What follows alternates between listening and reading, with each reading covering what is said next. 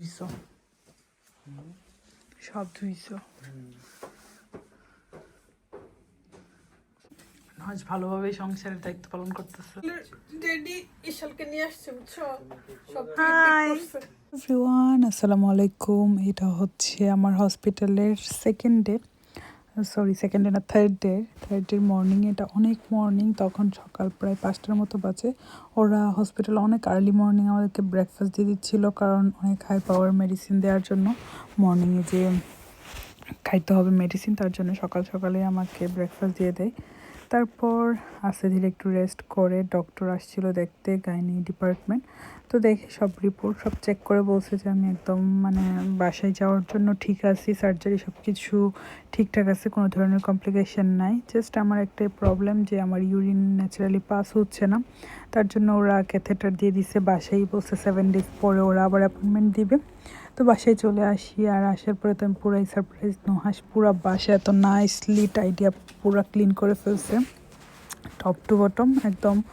বিছানার চাদর থেকে শুরু করে পর্দা, তারপর আমার যত ফুল আছে যা আছে যাবতীয় সব কিছু সে ভালো করে ওয়াশ করছে, ডিপলি ক্লিন করছে পুরা বাসা। দেন রাগ সব কিছু অনেক বেশি ক্লিন ছিল পুরা বাসা একদম। ঢুকেই আমার কাছে অনেক ফ্রেশ ফিল হচ্ছিলাম। কারণ সে বলতে যে তুমি সার্জারি করে আসবা, কারণ পুরা বাসা ক্লিন থাকলে তোমার কাছেও ভালো লাগবে, তুমি রেস্ট করতে পারবা, যেন তুমি ভালোভাবে খাইতে পারো সব কিছু। সে ওই দিকটাতে অনেক বেশি কনসার্ন। সে আমার জন্য হলিডে নিয়ে রাখছে, আমাকে প্রপার লুক আফটার কীভাবে করতে হবে সব কিছু সে করতেছিল, দেখতেছিল। আমার কাছেও ভালো লাগতেছে। আমি এক্সপেক্ট করি নাই, যেহেতু আমার কখনোই এরকম ফেস করি নাই। আমি মাশাআল্লাহ আমি প্রত্যেক মাসেই আমার যেহেতু অ্যান্ড্রোমেট্রিয়াসিস ছিল, তো আমি প্রত্যেক মাসে আসলে প্রবলেম ফেস করতাম, সিক থাকতাম। তারপরও আমি মনের দিক থেকে অনেক সাহসী, বাট সার্জারির পরে বুঝলাম আমি আসলে এতটাও সাহসী না। আমি অনেক দুর্বল প্রকৃতির একটা মানুষ, কারণ হাত শরীর ব্যথায় আমি একদম অস্থির। এত বেশি পেইন ছিল প্রত্যেকটা বডির প্রত্যেকটা পার্টসে, আমার অনেক পেইন, স্টিল আমি অনেক পেইনের মধ্যে দিয়ে যাচ্ছি। তারপর হসপিটালের ব্যাগের যাবতীয় সব কিছু সে বের করে ফেলছে, সে বের করে সে গুছাইতেছে। ইভেন দেখেন আমাকে রেখে আমি ওকে বলছি তুমি একটু ন্যাপ নাও, একটু রেস্ট করো, হসপিটাল থেকে আসছো, তোমার উপর অনেক ঝড় গেছে, তুমি রেস্ট করো, তোমার জন্য আমি খাবার দাবার নিয়ে এসেছি। আমি বলছি ওকে যে এত কিছু আনবা না। সে আমার জন্য এত এত খাবার নিয়ে আসে, আমি তো ওইভাবে খাইতে পারি না, কিন্তু মিনিটে মিনিটে সে আমাকে এই স্মুদি বানাই দিতেছে, এই জুস দিতেছে, এই ফ্রুটস কেটে দিচ্ছে, এই স্যুপ বানাই দিচ্ছে। ও যা পারছে জাস্ট ও সব কিছু গুগল করতেছিল যে কী কী খাওয়া যায়। আইসক্রিম হসপিটালে দেখছে যে আমাকে আইসক্রিম দিচ্ছিল, তো আমি আইসক্রিমটা একটু পছন্দ করে খাইছি। তো সে যা আমার পছন্দের আছে সব কিছু নিয়ে আসছে। আলহামদুলিল্লাহ আমি ব্লেসড, এমন একটা পার্টনার পাইছি, সে আমার অনেক কেয়ার করে। তারপর আমার বোতলটা ভেঙে গেছে, আবার পানির জন্য বোতল নিয়ে আসছে, যেন যেইভাবে আমার ইজি হবে, আমি যেন কোনো কারণে আমার কষ্ট না হয়, সে ওই দিকটা অলওয়েজ খুব সুন্দরভাবে খেয়াল রাখে। তারপর আমাকে চেয়ার এনে দিছে, এইখানে সে রান্না করবে, আমি বসে খাওয়ার জন্য আমাকে টেবিল দিতেছে। সব কিছুতে সে এত বেশি কেয়ারিং, মাশাল্লাহ। আমি কি বলবো, আমি জানি না তার এই রূপ আমি আসলে আগে যতটুকু দেখছি, বাট আমার সার্জারির পর আমি তার রূপ পুরাই চেঞ্জ। আমি পুরাই সারপ্রাইজড যে একটা ছেলে এত কেয়ারিং হইতে পারে।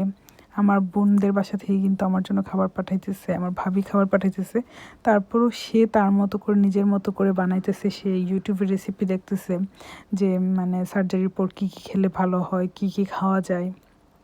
তারপর আমার একটু কাশি হয়ে গেছে, কাশির জন্য দেখা যায় আমার যেহেতু সার্জারি হয়েছে পেটে সেলাই, আমি কাশতে পারিনি ওইভাবে, আমার অনেক কফিং হচ্ছে। তো তারপরে সে কাশির সিরাপও নিয়ে আসছে যেন কাশির প্রবলেম না হয়। তো আলহামদুলিল্লাহ সব কিছু মিলাই সবভাবেই আলহামদুলিল্লাহ ভালো আছি। তো এইভাবেই আমার দিন যাচ্ছে। তারপর আমাকে দেখতে চলে আসছে এই শালরা। তো আমি যেহেতু বাসায় আছি, তো খুকিয়া পরে সবাই আসছে আমাকে একে একে দেখতে। আমাদের মতো দুজন মানুষ বাসায়, আমরা জীবনও থাকি না এত সময়, আমরা জাস্ট আশেপাশে ঘুমাই, তারপর ঘুম থেকে উঠে আবার সকালে বের হয়ে আবার রাতে বাসায় আসতাম। আমাদের রুটিনটা ছিল এরকম। বাসায় আমার মনে হয় না যে আমাদের রুমে আমাদের দিনের বেলা কখনো এভাবে থাকা হয়েছে। এখন অবস্থা ড্যাডি আবার চুল কাটতে বাবা কি পড়ে গেছে?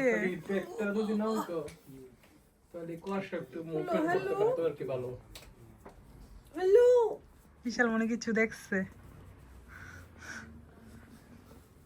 কি কোনটা চাও তুমি? তুমি রোগীর কি খাবা? জুসটা চিনি কি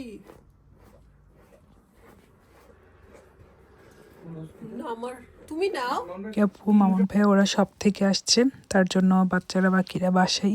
খুকিয়াপুর আসার একটু পরে রিমি আপু শিবলু ভাইও আসছে আমাকে দেখার জন্য, নুহাসের সাথে যোগাযোগ করে আমার কি অবস্থা, কারণ আজকেই বাসায় আসছি, শোনার সাথে সাথেই চলে আসছে। আর সবাই আসার পরে আমার কাছেও ভালো লাগতেছিল আসলে নিজের মানুষদেরকে দেখে, কারণ একা একা তো আমিও বোর হচ্ছিলাম। তো সবাই যখন আসছে একটু গল্প আড্ডা করলাম, অনেকক্ষণ কথা বললাম সবার সাথে, তো ভাল লাগলো। আসলে এই দেশে তো সবাই ব্যস্ত থাকে, ব্যস্ত সময়ের মধ্যেও সবাই একটু টাইম করে যখন দেখা করতে আসে অন্যরকম একটা ভালো লাগা কাজ করে। তারপরে একে একে সবাই চলে গেল, খুকিয়াপুরও চলে গেল, কারণ বাচ্চাদের স্কুল আছে। তো ওরা চলে যাওয়ার পর নুহাস আবার আমার জন্য ফ্রুটস সব কিছু কেটে দিছে খাওয়ার জন্য, কারণ সে একটার পর একটা খাবার মানে খাওয়াইতে পারলেই তার শান্তি।